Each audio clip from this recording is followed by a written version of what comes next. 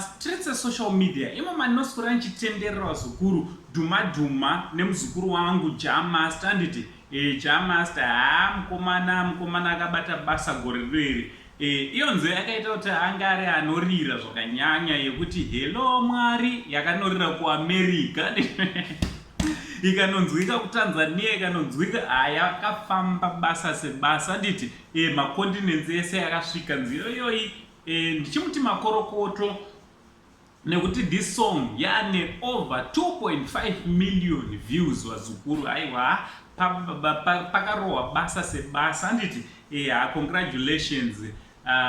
Kana ungasati wasubscribe ndisandataura main nyaya yandauya nayo panapa. I kindly ask you muzukuru kuti please subscribe wobva waisawo notification bell rako kuti pega patinouploada mavideo you'll be notified anditi you'll be notified. Ndoda kumboitawo shout out nhasi anditi ndagarisa right. Ndoda kuti a big shout out kunewe Ndaizivei Kalongona anditi Ndaizivei Kalongona, a big shout out to you mzukuru wangu. Also a big shout out kune mzukuru wangu anonzi Saunyama Zvepasi. Big shout out to you azukuru. Thanks very much ne support ya muri kupa kuma comments anditi nekuona ma videos right.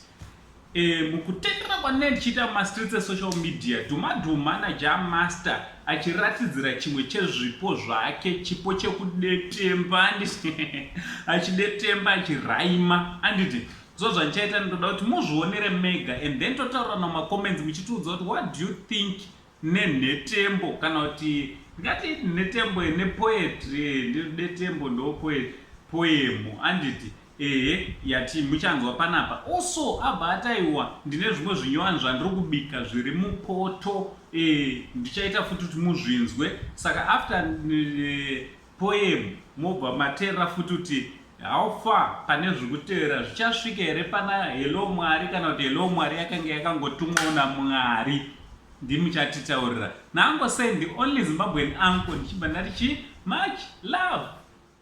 Yo Magadi zenyu muri yeZimbabwe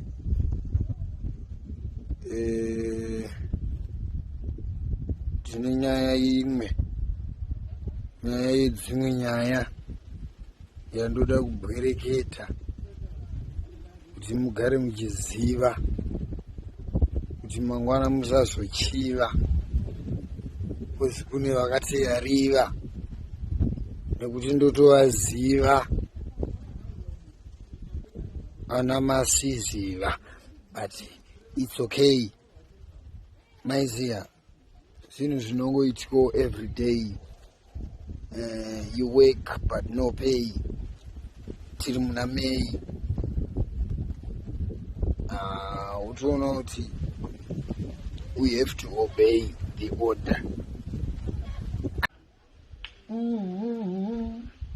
Zakaoma maitiro avo toda diploma for long time ndichirova ngoma ndinogona one chingopa bvuma kune ma fake promoter, ma fake doctor, ma fake actor, ma big pretender. Zakaoma maitiro avo toda diploma. Yo, brand new tune from Jamaster coming soon. Don't forget to follow my YouTube channel, my Instagram, Jamaster Official on YouTube and on Instagram, Jamaster ZW. Zakaoma, my tiro avu toda diploma.